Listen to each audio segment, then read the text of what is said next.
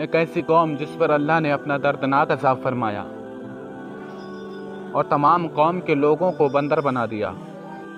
قوم کے لوگ ایسے کون سے گناہ کرتے تھے اس کی وجہ سے اللہ تعالیٰ نے ان پر دردناک عذاب فرمایا، اور یہ لوگ بندر بننے کے بعد کتنی دیر تک زندہ رہیں، اور پھر ان کو کس طرح موت آئی۔ اور جب یہ بندر بن گئے تو یہ لوگ اپنے عزیز و اقارب سے کیا کہتے تھے؟ کیا آج کے دور میں پائے جانے والے بندر اس قوم میں سے ہیں؟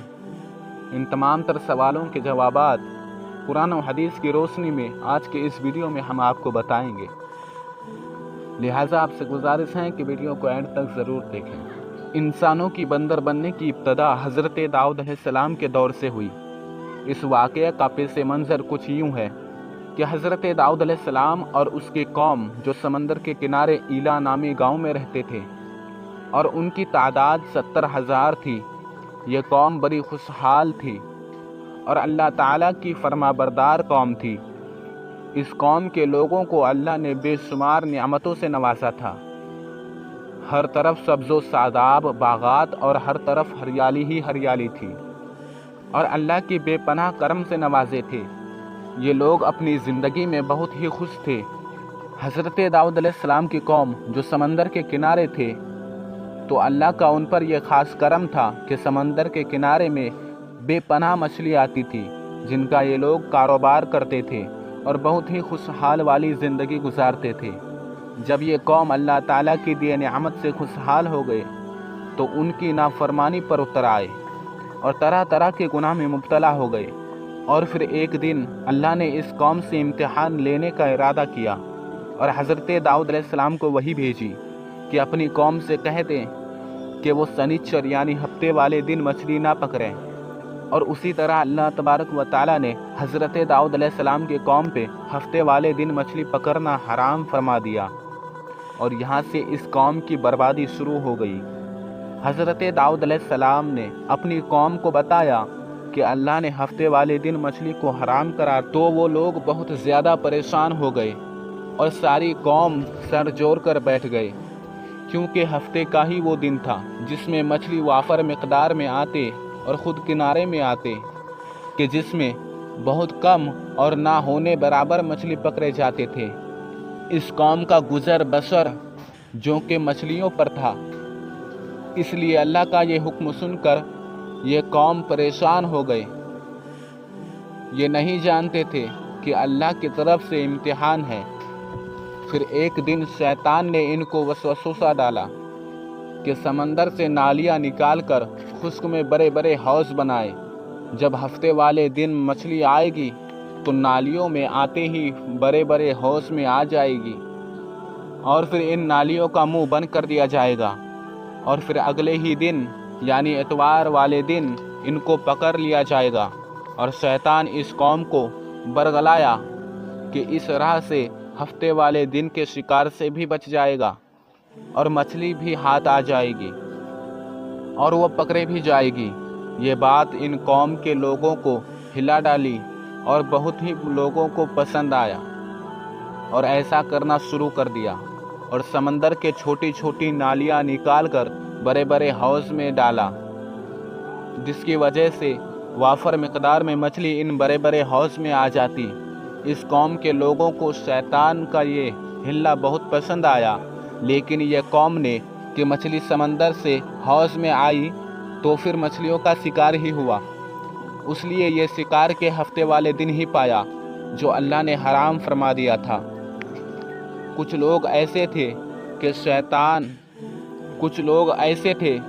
شیطان کے اس حلے سے منع کرتے اور ناراض ہو کر اس شکار سے باز رہے، اور کچھ لوگ ایسے تھے جو اس کو دل سے برا جان کر خاموش رہے، لیکن انہوں نے شکار نہ کیا اور دوسروں کو منع بھی نہ کیا کرتے تھے، بلکہ منع کرنے والے سے یہ کہتے تھے کہ تم لوگ اس قوم کو نصیحت دیتے ہو جنہیں اللہ عنقریب ہلاک کر دے گا اور دردناک عذاب فرمائے گا۔ اور اس قوم کے کچھ لوگ جو سرکش اور نافرمان لوگ تھے، جس نے اللہ کے حکم کی اعلان مخالفت کی اور شیطان کی حلہ کے بازی کو مان کر ہفتے والے دن شکار کرنے لگے۔ یہ لوگ اللہ تعالیٰ کی حکم کی کھلم کھلا مخالفت کرتے اور ہفتے والے دن مچھلی کا شکار کرتے، انہیں کھایا کرتے اور بیچا کرتے۔ حضرت داؤد علیہ السلام کے قوم کے ایسے 1200 نافرمان افراد تھے جو منع کرنے کے بعد ہفتے کو ان نالیوں کے ذریعے مچھلی کا شکار کرتے، اور حضرت داؤد علیہ السلام ان 1200 نافرمان لوگوں کو اللہ کے عذاب سے ڈرایا کہ وہ اللہ کے نافرمانی سے باز آ جائے، لیکن وہ لوگ باز نہ آئے اور کھلے عام شکار کرنے لگے۔ چنانچہ وہ لوگ جو اس بات کو برا جانتے تھے، ان لوگوں نے اپنی اور نافرمان لوگوں کے درمیان ایک دیوار کھڑا کر دی، جس کی ایک طرف 1200 نافرمان اپنے اور دوسری طرف حضرت داؤد علیہ السلام نے ان 1200 نافرمان کو سمجھایا، لیکن یہ لوگ ان نافرمانی سے باز نہ آئے اور اللہ کی نافرمانی کرتے رہے اور شکار کرتے رہے۔ پھر ایک دن حضرت داؤد علیہ السلام نے غضبناک ہو کر نافرمانی کرنے والوں پہ لعنت کر دی۔ اس کا اثر یہ ہوا کہ ایک دن خطا کاروں میں سے کوئی بھی اپنے گھر سے باہر نہ نکلا۔ یہ منظر دیکھ کر کچھ لوگ دیواروں پہ چڑھ گئے تاکہ معلوم ہو سکے کہ وہ لوگ کس حال میں ہیں۔ جب ان لوگوں نے ان نافرمان لوگوں کو دیکھا تو سب کے سب بندر کے شکل میں تبدیل ہو چکے تھے۔ اللہ نے ان کی نافرمانی کی وجہ سے ان پر دردناک عذاب فرمایا اور ان کو انسان سے بندر بنا دیا۔ جب لوگ ان مجرم کا دروازہ کھول کر گھر میں داخل ہوا تو وہ لوگ جو بندر کی شکل میں تبدیل ہوئے تھے وہ اپنے رشتہ دار کو پہچانتے تھے اور ان کے پاس آ کر ان کے کپڑوں کو سونگھتے تھے اور زاروں قطار روتے تھے، لیکن وہ کچھ بول نہیں سکتے تھے۔ اللہ کے نافرمان جو بندر کے شکل میں تبدیل ہوئے وہ 12,000 تھے۔ ان 12,000 لوگ جو اللہ کی نافرمانی کی اور اللہ نے ان کو بندر بنایا، جیسا کہ اللہ سورہ بقرہ میں ارشاد فرماتا ہے، اور بے شک ضرور تمہیں معلوم ہے تم میں کہ وہ جنہوں نے ہفتے میں سرکش کی تو ہم نے انہیں فرمایا کہ ہو جاؤ تم بندر، تو وہ ہوئے۔ اسی طرح حضرت داؤد کے 12,000 قوم بندر ہو گئے۔ یہ قوم 3 دن تک زندہ رہے اور اسی دوران یہ نہ کچھ کھا سکتے تھے اور نہ کچھ پی سکتے تھے، بلکہ ایسے ہی بھوک و پیاس سے سب ہلاک ہو گئے اور 3 دن کے اندر مارے گئے۔ اور وہ لوگ جو اللہ کی نافرمانی سے ان لوگوں کو منع کرتے تھے، اللہ نے ان لوگوں کو ان عذاب سے محفوظ رکھا، اور وہ لوگ جو اس شکار کو برا جانتے تھے وہ بھی خاموش رہتے تھے، اللہ نے انہیں بھی عذاب سے سلامت رکھا۔ اب بات آتے ہیں کہ آج کے دور میں پائے جانے والے بندر کیا حضرت داؤد علیہ السلام کے قوم کے نسل میں سے ہیں؟ تو روایت کے مطابق حضرت عبداللہ بن مسعود رضی اللہ تعالیٰ عنہ سے روایت ہے کہ حضور پاک صلی اللہ علیہ وآلہ وسلم سے کس نے سوال کیا کہ آج کی قوم کیا حضرت داؤد علیہ السلام میں سے ہیں؟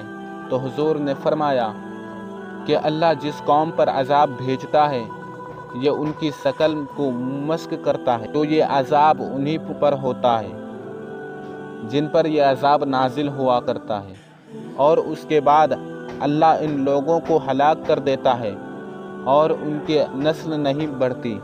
یہ بات غلط ہے کہ یہ بندر حضرت داؤد علیہ السلام کی نسل میں سے ہیں۔ حضرت داؤد علیہ السلام کی نسل صرف 3 دن زندہ رہیں اور سب ہلاک ہو گئے۔